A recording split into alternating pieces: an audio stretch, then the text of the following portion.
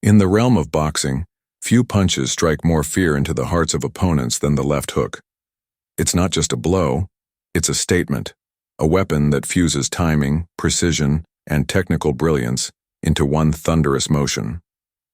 When delivered with intention and mastery, it can shut out the lights in a heartbeat. For Naoya Inoue, the Japanese sensation revered across the boxing world as the monster, the left hook is far more than just a technique. It is his anthem, his brand, the very essence of his ring identity. From the dawn of his professional journey, Inoue has wielded the left hook not just as an offensive option, but as a signature weapon that has repeatedly shattered expectations, opponents, and conventional wisdom about what a young fighter should be capable of. Inoue's professional debut in 2012 didn't follow the traditional mold.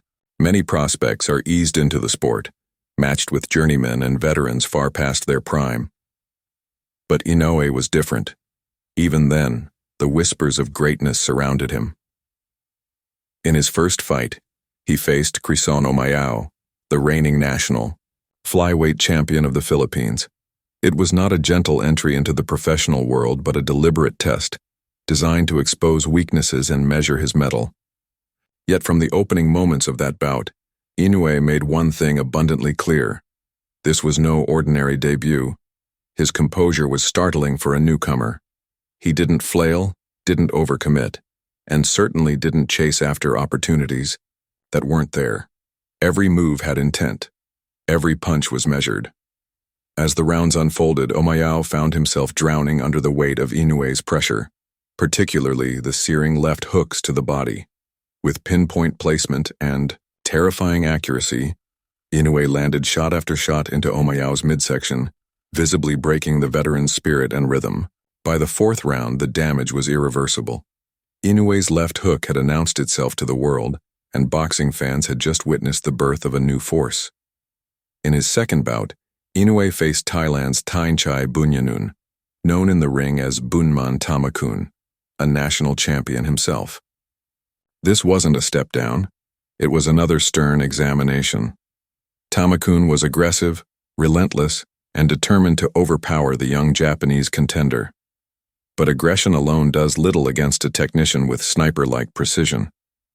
Tamakun's constant pressure created openings, and all it took was one lapse in positioning for Inoue to strike. With a subtle pivot and seamless weight transfer, Inoue uncorked a left hook that landed with sickening finality. Tamakun, stunned and sprawled, couldn't recover. It was a dramatic example of how Inoue's knockout power was more than just raw strength. It was surgical timing, a deep understanding of angles, and a predator's patience. Each fight became another stanza in the legend of the left hook. Inoue's third professional outing was against Yuki Sano, a rugged Japanese veteran known for his grit. Sano had been in his share of wars, and many believed his toughness would carry him into the later rounds.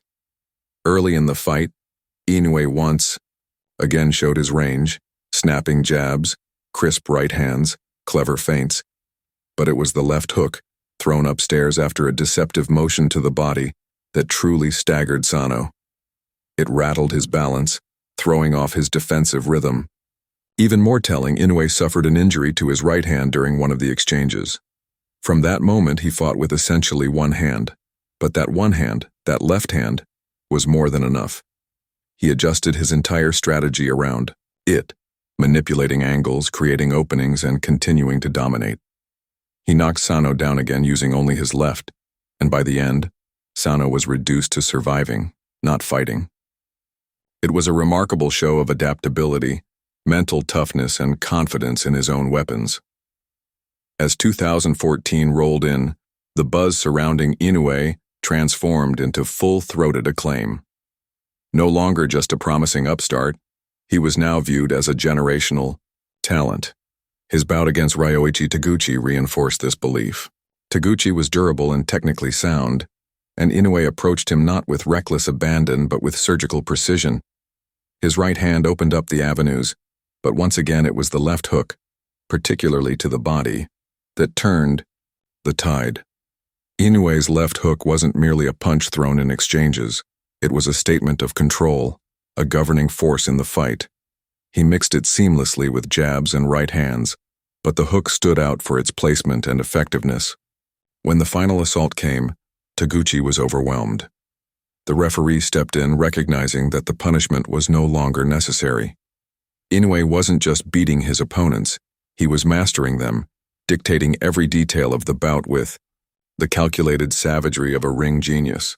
That same year, Inoue made a stunning move that sent shockwaves through the boxing world.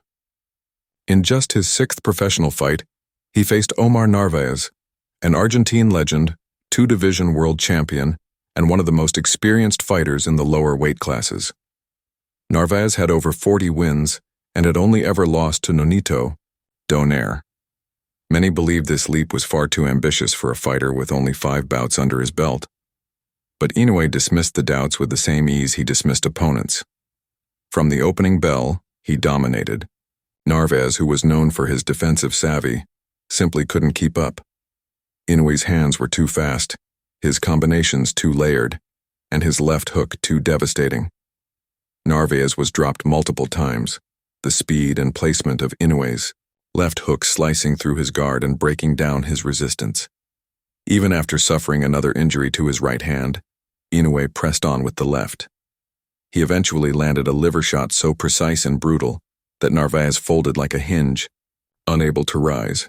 Inoue had taken on a legend and reduced him to rubble in under 10 minutes, and he had done most of it with his left hand. After a brief recovery period, Inoue returned to action against Warlito Parenas. Parenas came into the fight full of bluster and bravado. He taunted, gestured, and tried to draw Inoue into emotional exchanges. But that was a mistake. Inoue doesn't fight emotionally. He fights with intent and with a calm that borders on eerie. As Parenas showboated, Inoue quietly dissected him. He waited for the perfect moment, and when it came, the punishment was swift. Trapping Parenas. Against the ropes, he unleashed a barrage of punches, finishing the sequence with a thunderous left hook that dropped Parenas instantly. It was not just power, it was calculation. Parenas had made the mistake of thinking Inoue could be flustered. Instead, he was punished for his arrogance with ruthless efficiency. Among the most intriguing matchups in Inoue's rise was his clash with Ricardo Rodriguez. Rodriguez was durable and determined to last the distance. Early on, he absorbed punishment and refused to fold. But Inoue, listening to his corner, made a subtle adjustment. The focus shifted to bodywork, particularly to setting up the left hook to the ribs. In the 3rd round, the moment arrived. Inoue whipped a left hook into Rodriguez's body with such precision that it left no room for recovery. Rodriguez collapsed, gasping and wincing, unable to continue. It was another example of Inoue's mastery, not just in execution, but in timing and anatomical understanding. He didn't just aim for the body, he dissected it, knowing where to hit, when to hit, and how to make it count.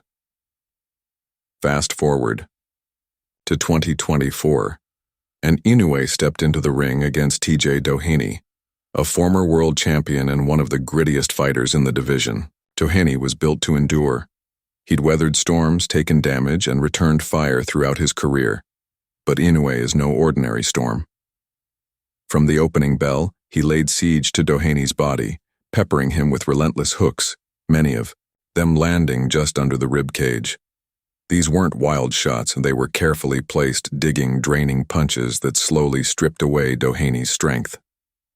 Round after round, Inoue's left hook ground Doheny down. By the 7th round, the punishment had accumulated to a breaking point. After one particularly brutal flurry, Doheny stepped back, clutching his lower back, grimacing in pain. The referee stepped in and ended the fight. Inoue had broken him, not just physically but mentally. He didn't celebrate. There were no over-the-top gestures, no gloating, just a quiet look of dissatisfaction, as if he expected even more from himself. That demeanor, calm, focused, relentless, is as much a part of his mystique as the left hook itself. As analysts continue to study his dominance, many have tried to isolate the magic ingredient behind Inoue's left hook. Is it the speed, the precision, the core strength? The answer is all of that, and something more. It's the versatility of the punch, the way Inoue can disguise it in motion, throw it from odd angles, and use it as a lead or a counter, upstairs, to the body. It's the way he uses his footwork and positioning to set it up. The way he uses it not just to hurt but to control the pace, space, and psychology of the fight. His left hook is a message sent through pain, one that tells opponents they are never safe, that at any moment the tide can turn with a single motion. Naoya Inoue's career has been a study in how one man can take a fundamental tool of boxing and elevate it to a deadly art form. The left hook in his hands is not just a punch, it's a philosophy, a rhythm, a language of war. And as his reign continues, there is no doubt that the legend of that left hook, as much as the titles, accolades, and highlight reel knockouts, will endure as one of the defining symbols of his era. A punch that didn't just win fights. A punch that shaped a legacy.